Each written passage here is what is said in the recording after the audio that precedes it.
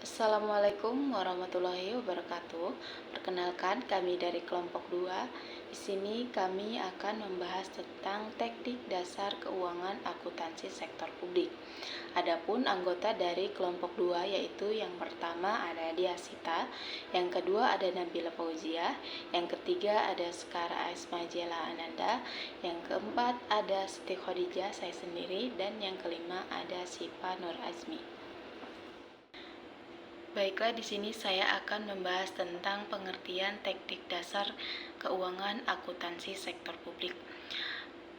Teknik dasar keuangan akuntansi sektor publik adalah serangkaian metode dan prosedur yang digunakan untuk mencatat, mengukur, melaporkan, dan mengendalikan transaksi keuangan dalam entitas publik seperti pemerintah, lembaga negara, dan organisasi publik lainnya. Tujuan utamanya adalah untuk memastikan akuntabilitas, transparansi, dan efisiensi dalam mengelola dana publik. Di sini saya akan menjelaskan tentang tujuan dari teknik dasar keuangan.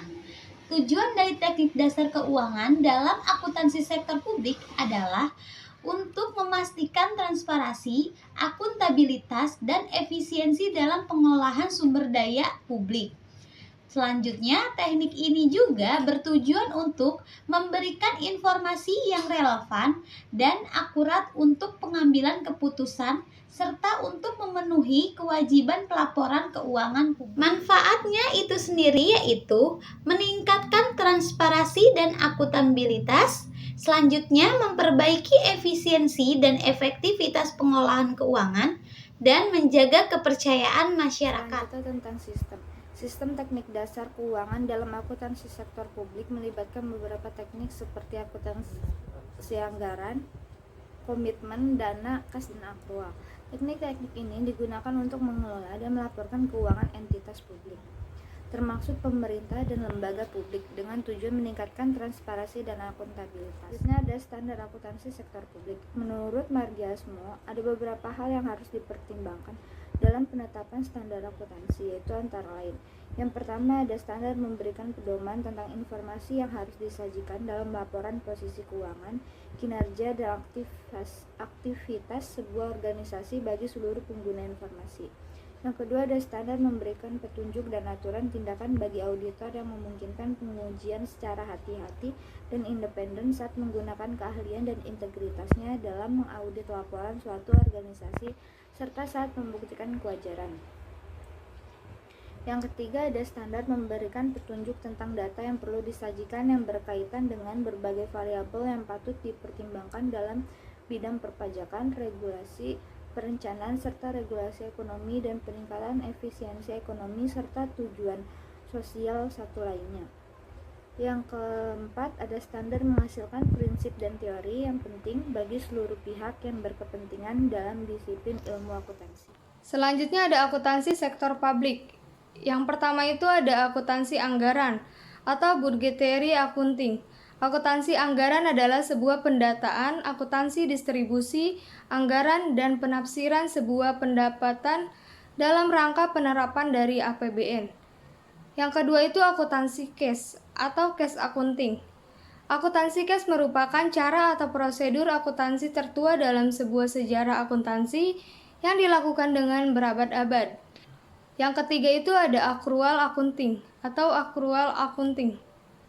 Akuntansi akrual adalah metode pendataan atau penulisan akuntansi yang banyak dipakai dan dimanfaatkan dalam suatu organisasi bisnis. Yang keempat itu akuntansi komitmen atau komitmen accounting. Akuntansi komitmen berfungsi untuk mencatat atau mendata sebuah transaksi lebih awal dari akuntansi akrual dan cash. Yang kelima akuntansi dana atau fund accounting. Pemakaian atau penerapan sebuah akuntansi dana dalam akuntansi pemerintahan yang ada di Indonesia dimungkinkan karena di dalam suatu sistem penganggaran dana pemerintah diperoleh beberapa program khusus.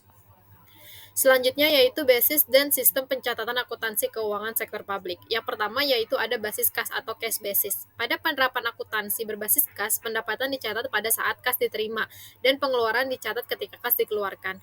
Manfaat utama penerapan cash basis adalah mencerminkan pengeluaran yang aktual, real, dan objektif.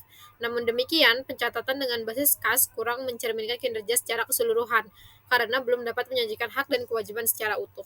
Lalu yang kedua ada basis accrual atau accrual basis. Akuntansi berbasis akrual membedakan antara penerimaan kas dan hak untuk mendapatkan kas, serta pengeluaran kas dan kewajiban untuk membayarkan kas. Oleh karena itu, dengan sistem akrual, pendapatan dan biaya yang diakui pada saat hak diperoleh atau kewajiban terjadi, tanpa memandang apakah kas sudah diterima atau dikeluarkan. Lalu yang ketiga yaitu basis kas menuju akrual transisi, kas ke akrual, atau cash toward accrual or cash transitioning to accrual. Berdasarkan penjelasan sebelumnya, dapat diketahui bahwa basis kas dan basis akrual dalam akuntansi memiliki karakteristik yang berbeda. Dengan perbedaan karakteristik tersebut, tentunya peralihan basis akuntansi dari kas menjadi akrual membutuhkan beberapa penyusunan, antara lain pada standar akuntansi, sistem akuntansi, teknologi informasi pendukung, serta mindset dan pengetahuan para pengelola keuangan dan penyusun laporan keuangannya. Pada masa transisi tersebut, dalam rangka peralihan dari basis kas menuju basis akrual, banyak entitas sektor publik menerapkan basis modifikasi yang sering disebut dengan cash toward accrual atau cash transitioning to accrual. Lalu yang terakhir, single entry dan double entry. Pencatatan transaksi keuangan dalam praktik akuntansi menggunakan dua sistem, yaitu single entry dan double entry. Sistem pencatatan transaksi keuangan single entry merupakan sistem catatan tunggal. Artinya setiap transaksi keuangan hanya dicatat atau di jurnal sekali. Single entry pada awalnya digunakan sebagai dasar pembukuan dengan alasan utama demi kemudahan dan kepraktisan. Seiring dengan semakin tingginya tuntutan diciptakan good governance yang berarti tuntutan adanya transparansi dan akuntabilitas dalam pengelolaan keuangan organisasi sektor publik. Perubahan dari sistem single entry menjadi double entry dipandang sebagai solusi yang mendesak untuk diterapkan.